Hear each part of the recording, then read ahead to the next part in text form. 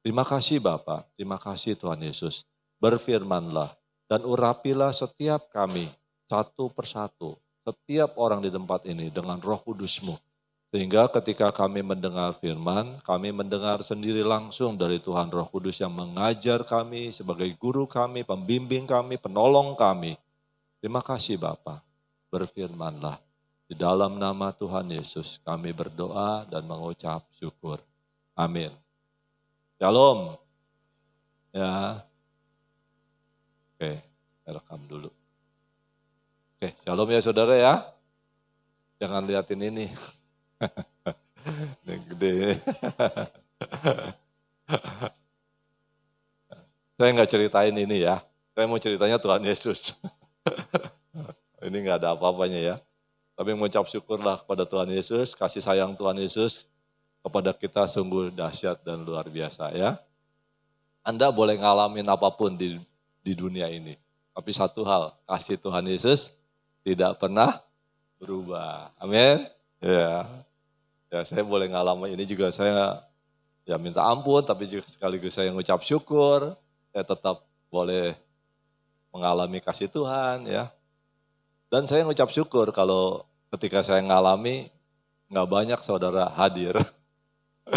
Cuma Pak Gembala, Ibu Gembala aja. Itu pun saya nggak mau kasih tahu sebenarnya. Bahkan sebenarnya saya nggak mau kasih tahu isi saya. Ya, tapi ya karena pulang ke rumah dia tahu kan. Aduh, saya repot nih kalau dia tahu, panik nih. Aduh, nah ya udahlah, habisnya mau diapain ya kan? Ya saudara, memang saudara, satu yang saya alami, sedikit introduction ya. Kalau saudara ngalami apapun, jangan langsung tank kepada manusia. Ya, tanknya kepada Tuhan Yesus. Ya. Karena saudara lebih enak begitu. Kan tadi lagunya juga bagus tuh, ya kan? Ya kan, hati kita biarlah di dalam dekapan-Mu, ya kan? Dekapan Tuhan Yesus. Kalau kita di dalam dekapan Tuhan Yesus, ngapain kita lihat orang, ya kan? Lihat Tuhan Yesus aja, orang enak kok, nyaman di dekapannya Tuhan Yesus, ya kan? Terus juga kan kita doa Yabes. Sehingga kesakitan tidak menimpa kita kan? Saya juga bingung ketika jatuh itu kok, wah kok berdarah ya? Lah saya sendiri gak ngalami sakit. Wah darahnya banyak lagi ya. Sudahlah, suruh jahit loh. Jahit, wah udah. Yang luar biasa saya melihat pekerjaan Tuhan di dalam pekerjaan yang saya kerjakan di kantor. Semuanya berhasil dan saya ucap syukur Tuhan Yesus luar biasa. Tuhan Yesus buka jalan saudara. Ketika semua jalan ketutup, ya, wah kalau berhubungan sama pemerintahan saudara, aduh birokrasinya minta ampun. Tapi ketika saya menjerit kepada Tuhan Yesus, Tuhan buka. Ya saudara, dan itu saya alamin. Ya. Ya bahkan Bapak Tuhan Yesus senantiasa juga mencukupi kebutuhan kami, lahir dan batin. Tuhan Yesus berikan kami damai sejahtera, sukacita, itu yang paling kuat. Jadi ketika kita tenang, ya ini nama saya kepanjangan. Adi Praganta A, A-nya double. Ya, oke saudara, itu aja ya saya introduction sedikit mengenai apa yang sudah saya alami. Ya, saudara berharaplah hanya kepada Tuhan Yesus saja. Ya, nah ayat di firman Tuhan yang kita baca hari ini, ya di Matius 4 ayat 10. Maka berkatalah Tuhan Yesus kepadanya, enyahlah iblis, sebab ada tertulis, engkau harus menyembah Tuhan Allahmu, dan hanya kepada Dia sajalah engkau berbakti. Saudara, ini bukan untuk iblis saja, iblis juga harusnya menyembahnya kepada Bapa di sorga saja. Tapi ini juga kepada kita saudara. Kita harus menyembah kepada Tuhan Allah Bapa di sorga saja. Dan kepada Bapa di sorga sajalah kita harus berbakti. Amin. Ya, ini udah sering dikatakan. Berbakti itu saudara sebenarnya lebih mengabdikan diri kita secara totalitas. Gak bisa, oke saya nyembah Tuhan tapi cuma mulut. Oh saya nyembah Tuhan cuman lidah. Gak bisa saudara. Memang benar-benar seluruh eksistensi kita harus kita gunakan untuk memuji Tuhan. Untuk memuliakan Tuhan. Jangan sampai keadaan kita yang gak enak, terus kita ngeluh, terus kita gerutu sama Tuhan. Lah, bukankah kita percaya bahwa segala sesuatu yang terjadi atas kehendak Tuhan Yesus? Betul kan? Nah, oleh sebab itu apapun yang terjadi dalam hidup kita, saudara, ucapkanlah syukur senantiasa. Itu aja. Ketika kita mengucapkan syukur, itu adalah shortcut. Shortcut tuh kalau bahasa Indonesia apa ya? Jalan pintas ya. Jalan pintas masuk ke dalam kemuliaan Tuhan. Saudara. Amin. Ucapkan syukur aja deh. Toh ngegerutu malah memperlambat jalanmu. Ya kayak bangsa Israel waktu di padang gurun. Dia gerutu yang mestinya cuma beberapa hari jadi sekian tahun. Bahkan dikatakan 40 tahun, mestinya 40 hari katanya. Jadi 1 hari 1 tahun, lama kan? Nah jadi kesusahanmu ucapkan syukur aja. Saya juga mengucapkan syukur aja, pasti proses kesembuhannya juga cepat. Ya kan? Ya udahlah nggak apa-apa. Ucap syukur lah, terima kasih sama Tuhan Yesus. Ya saudara ya. Saudara, saya mau ngajak saudara. Menyangkut waktu, menyangkut kesenangan. Semuanya utamakan Tuhan Yesus. Semuanya utamakan memuji dan menyembah Tuhan. Kalau waktumu kurang, perbanyak. Waktu doamu kurang, perbanyak. Kalau keintimanmu kurang, lebih lagi sama Tuhan. Karena bacaan kita saudara, di dalam Mazmur yang kita sering baca, Mazmur 91. Sungguh hati kami melekat kepada Tuhan. Itu kan janji saudara, omongan saudara kepada Tuhan, benar gak? Tapi benar gak prakteknya? Itu loh yang ditanyain. Ya kan? Itu sebenarnya, waduh. Ya tapi ya itu harus begitu. Ya kalau saudara gak mau, ya saya gak berani ngomong begitu misalkan. Tapi ya itu yang harus kita lakukan juga. Sungguh kami mau Tuhan. Kalau saudara mau tambahin ya, saya mau melekat kepada Tuhan Yesus. Mending ada niat dah. Dan usahakan diri kita melekat kepada Tuhan Yesus saudara. Itu yang dikatakan menyembah. Saudara, ada satu hal yang paling luar biasa yang terjadi ketika saudara mendekat kepada Tuhan Yesus. Yang jahat menjauh. Amin saudara. Kalau saudara melekat kepada Tuhan Yesus, nggak ada satupun yang jahat berani dekat sama saudara. Nggak ada. Meskipun Tuhan izinkan sesuatu yang nggak enak, tapi si jahat nggak berani campur tangan. Paham saudara?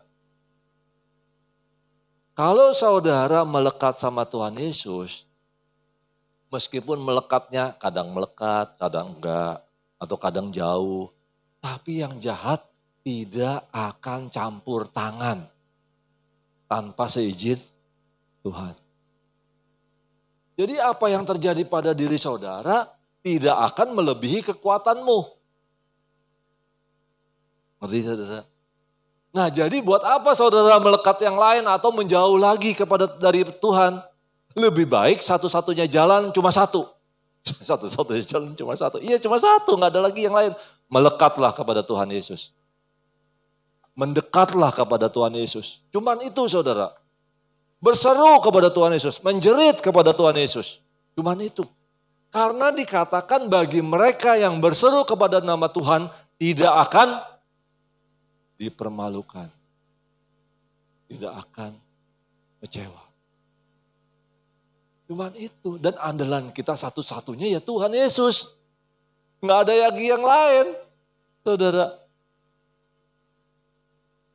Ya ini. Makanya saudara ketika doa syafaat kita menjadi, biarlah jemaat GBHT Kudus menjadi jemaat yang militan. Yang disebut militan itu yang ngandelinnya cuma Tuhan Yesus. Tidak ada yang lain. Tidak berharap sama siapapun. Dan apapun. Gak pedulilah apa kata orang. Itu hamba Tuhannya kok ada salon pas di tengah. Gak peduli lah, yang penting saya mau dekat sama Tuhan Yesus. Gak peduli apa kata orang menurut terhadap keadaan saudara. Jangan terlalu menaruh perasaanmu apa kata orang. Tapi apa kata Tuhan Yesus. Kalau Tuhan Yesus bilang, anakku, engkau enggak mendekat kepadaku. Engkau tidak melekat. Ampuni saya Tuhan. Mendingan begitu. Melekat kepada Tuhan Yesus. Ya, itu cuma satu-satunya jalan. Amin saudara. Jangan melekat pada apapun. Seperti Tuhan Yesus katakan di dalam Yohanes 4 ayat 34. Saya bacakan buat saudara. Kata Tuhan Yesus kepada mereka. Makananku ialah melakukan kehendak Dia yang mengutus aku dan menyelesaikan pekerjaannya. Jadi saudara, kita menyembah kepada Tuhan Yesus, menyembah kepada Bapa di sorga, itu umpama seperti memang kita nggak bisa hidup tanpa itu. Karena makananku, kebutuhan primerku adalah melakukan kehendak Bapa di sorga. Itu yang terutama. Mendengar firman nggak cukup. Berdoa berjam-jam nggak cukup. Tapi yang dikatakan adalah melakukan kehendak Bapa di sorga. Itu yang paling penting. Seperti apa Pak? Tadi pagi saya baru dapat. Mungkin ini sebagai contoh yang bagus buat saudara. Kalau saudara dalam kehidupan sehari-hari nih, kesel. Kan ngadepin dunia kan sering saudara tergoncang kan hatinya kan, baperan kan. Terus saudara kesel. Apakah saudara sempat mau marah? Apakah sempat mau mengatakan kata-kata yang gak enak? Kalau saudara bilang, kan aku anak Tuhan. Aku gak boleh, beringat aku bawa dalam doa aja deh. Dalam nama Tuhan Yesus aku mau bawa sekitarku. Nah itu melekat kepada Tuhan Yesus. Jadi marahnya gak keluar. Keselnya gak diucapin. Dongkolnya gak sampai keluar dari mulut. Karena di dalam hati kita sudah bilang, iya saya kan anak Tuhan, saya ucapan, saya mau menabur berkat deh dengan sekitar saya. Saudara perhatikan di situ, itu yang tandanya melekat kepada Tuhan Yesus. Jadi kita mengurangi kata-kata yang khilaf, kata-kata yang tidak terkontrol dari lidah kita. Amin saudara. Bahkan kalau sampai ada pikiran mau marah ya. Aduh saya gak mau marah. Buat apa saya marah? Mendingan saya bawa kepada Tuhan Yesus saja keadaan seperti itu. Amin saudara. Nah itulah yang kita melekat kepada Tuhan Yesus. Karena kita akhirnya dikendalikan bukan karena emosi kita, bukan rasa kesel kita. Tetapi Tuhan Roh Kudus ingetin kita. Coba saudara, kalau saudara ngelihat situasi di rumah, terus tiba-tiba saudara ucapkan keluar yang bla yang gak bagus, yang gak enak. Suasananya jadi keruh. Sama seperti air akhirnya beluak, waduh jadi keruh. Udah mendingan doa. Bukankah doa orang benar sangat besar kuasanya? Daripada omongan kita, mendingan doa. Nah, kalau begitu, oh iya ya. Doa itu menjadi senjata ya. Amin. Mendingan saya doa. Karena doa itu sangat besar. Oh saya ngomongnya sama Tuhan daripada saya ngomong sama manusia. Didengar aja syukur. Belum tentu diturutin. Saudara bener loh.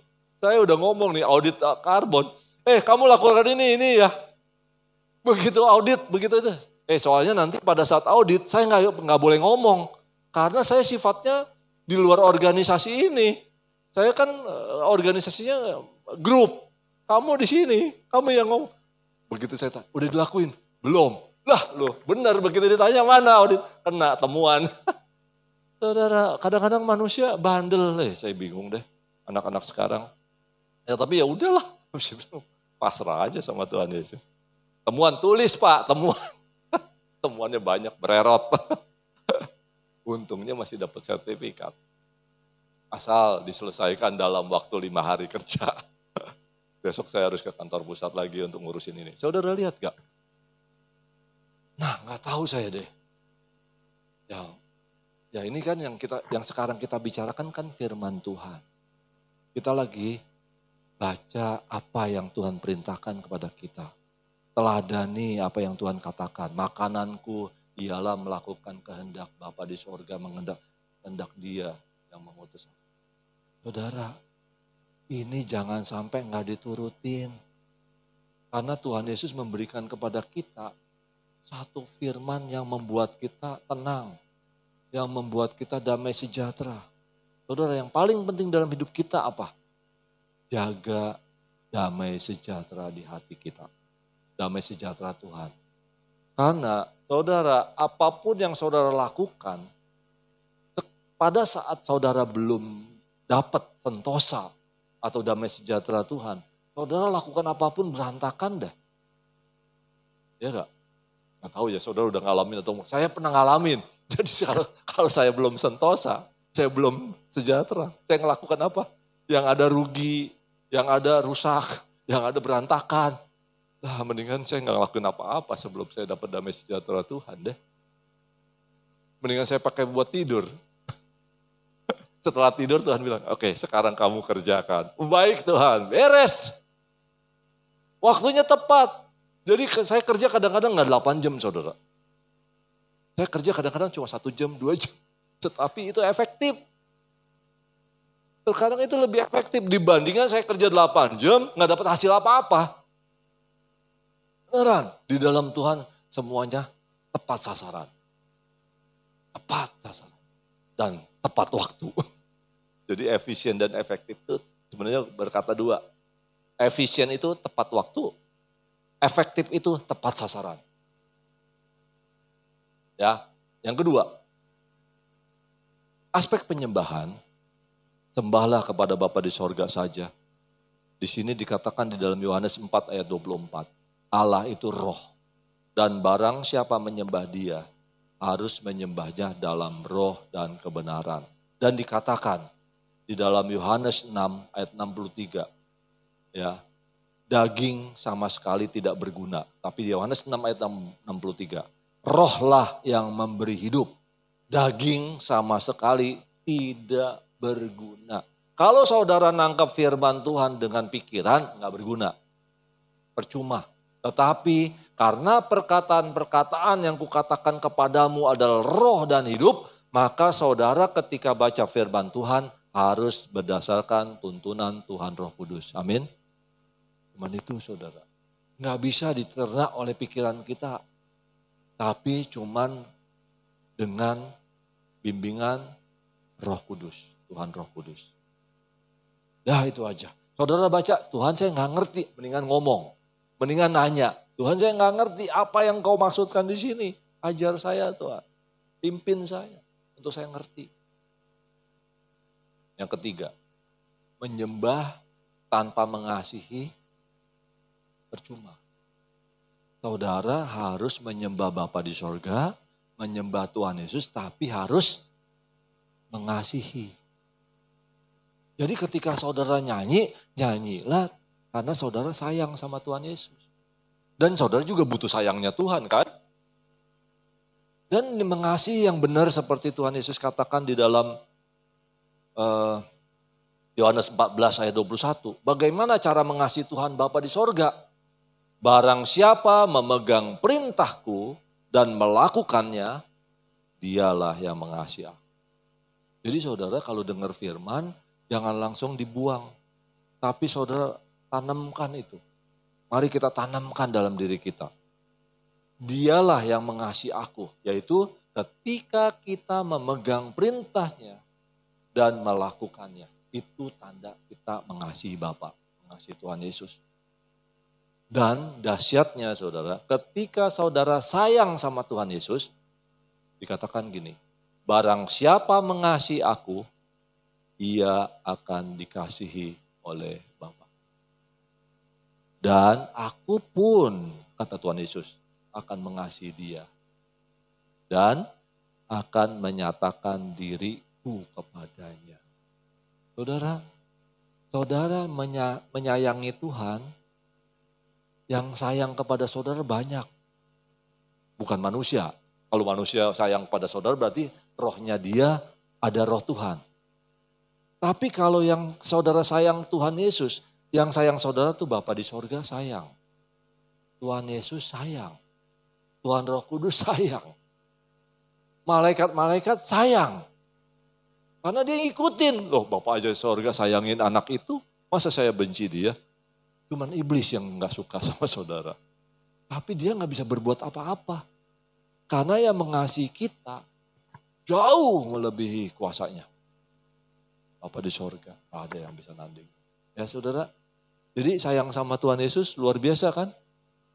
Mendingan nyayangi dia. Gimana caranya? Gampang, baca firman Tuhan. Tuhan saya mau melakukannya. Dah itu. Lakukan dengan kekuatan.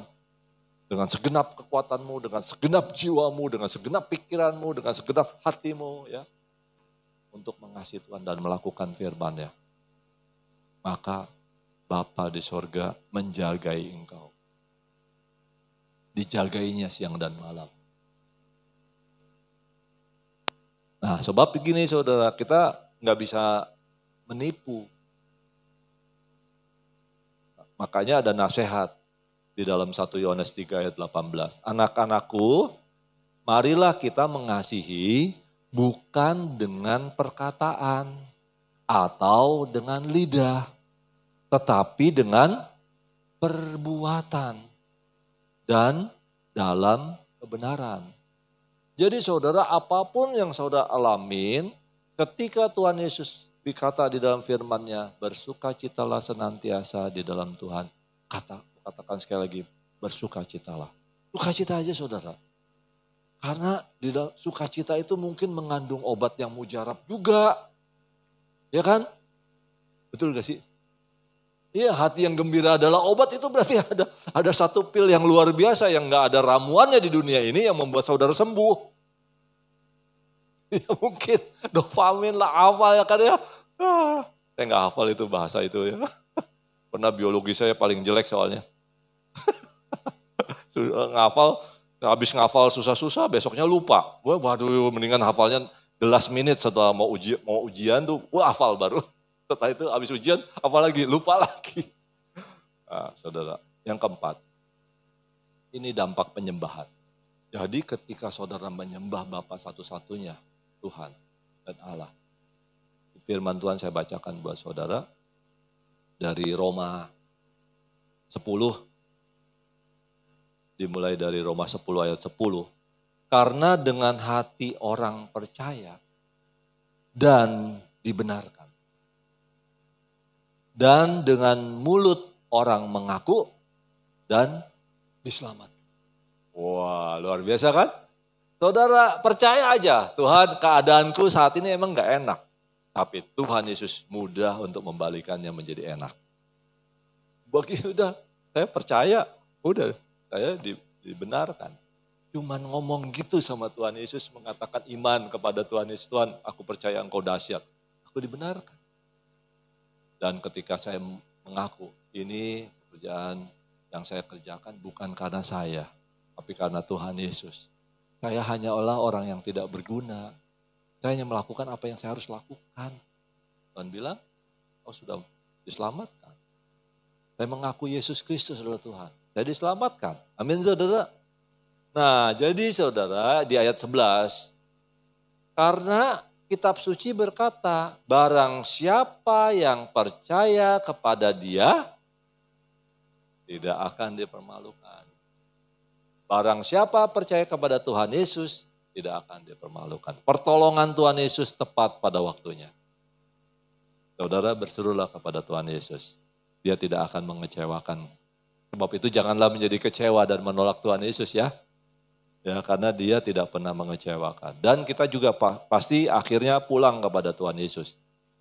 Ayat ke-12 ini juga dahsyat dan luar biasa. Sebab tidak ada perbedaan. Nah Tuhan Yesus tidak pandang bulu. Oh Anda orang Yahudi. Prioritas pertama. Ini orang Yunani. Prioritas kedua. Enggak ada. Anak emas, anak perak, anak perunggu. Enggak ada. Enggak ada perbedaan. Saya anak emas, saya disayang banget sama Tuhan Yesus. Saudara enggak gitu. Saudara juga ngalamin rasa sayangnya Tuhan. Enggak ada dibedakan. Ini jelas. Sebab tidak ada perbedaan. Ya antara semua orang ya. Yahudi, Yunani, Indonesia, Arab, China. semua Chinese, semua sama di hadapan Tuhan. Karena Allah yang satu itu adalah Tuhan dari semua orang. Amin saudara. Karena dia yang ciptakan kita semua. Dan yang dahsyat koma. Setelah koma apa dikatakan? Saudara baca kan? Nih. Tuh. Setelah koma bukannya semua orang kaya. Orang kaya doang yang jangan salah baca ya. Komanya harus dibaca stop dulu. Pak Hadi diberkatin tuh, berkatnya melimpah. Kita semua nggak ada yang dibedakan. Lihat, karena Allah yang satu itu adalah Tuhan dari semua orang. Kaya bagi semua orang. Jadi saudara kaya, full of blessing itu katanya. Rich of bless. Jadi kaya dengan berkat, kaya dengan mujizat. Itu yang disebutnya itu sebenarnya bahasanya. Kalau saudara search itu di dalam bahasa, di Alkitab kan ada bahasa macam-macam tuh. Ada King James Version, ada nasional, international English Version, macam-macam lah ya. Jadi saudara, ketika kita dekat sama Tuhan Yesus, kaya bagi semua orang yang berseru kepadanya. Kalau kita berseru, kita penuh dengan berkat. Pertolongannya tidak pernah terlambat. Pemeliharaannya sempurna. Tubuh, jiwa, rohmu semua di dalam perlindungan dan pemeliharaan Tuhan. Kalau saudara rambutnya putih, kayak saya putih gini ya kan. Udah gak usah pusing, yang penting sehat. Ya saudara, jadi itu kaya, rich of blessings. Kekayaan berkatnya melimpah, saudara gak bisa pikirkan, gak bisa duga. Itu loh dahsyatnya. Kalau saudara menyembah Tuhan, berseru kepada Tuhan Yesus, mengandalkan Tuhan Yesus saja, satu-satunya. Maka saudara akan mengalami ini semua.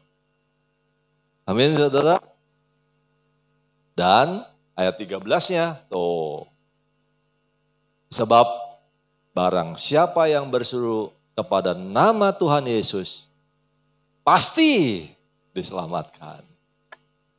Itu saudara, tidak ada lagi nama lain di bawah kolong langit ini yang kepadanya kita bisa diselamatkan. Hanya nama Tuhan Yesus. Saudara, apapun persoalan saudara, saya pun pernah masih ngalamin dan saya ngalamin. Saya bawa dalam nama Tuhan Yesus. Dan saya kagum pada Tuhan Yesus. Dia sanggup. Dia sanggup membuka pintu yang tertutup. Jalan buntu, bisa ada jalan keluar. Sampai ini disaksikan oleh para auditor saya. Ini baru kali ini saya kejadian. Orang pemerintahan mau nulis surat. Ini suratnya jadi surat sakti bahwa saya bisa menyelesaikan, bisa audit Anda. Padahal saya nggak lakukan apa-apa, saya cuma bawa kepada Tuhan Yesus saja. Saudara, apapun persoalan saudara, sembahlah Tuhan Yesus saja. Berserulah kepada Tuhan Yesus saja. Taatlah kepada Tuhan Yesus saja. Alami Tuhan Yesus sungguh amat baik. Kiranya Tuhan Yesus memberkati. Mari kita berdoa. Terima kasih Bapa, hamba-Mu sudah menyampaikan apa yang hamba-Mu dapat dari Bapa, dari Tuhan Yesus. Dan semuanya biarlah kami bersuka cita karena Engkau dahsyat. Bapa di sorga, Tuhan Yesus sangat dahsyat. Engkau hanya sejauh doa. Kami berseru, maka Engkau bertindak. Terima kasih Bapa. Biarlah jemaat-Mu di GBT Kudus ini boleh ngalami, sungguh Tuhan Yesus hidup. Dalam nama Tuhan Yesus kami mengucap syukur. Amin.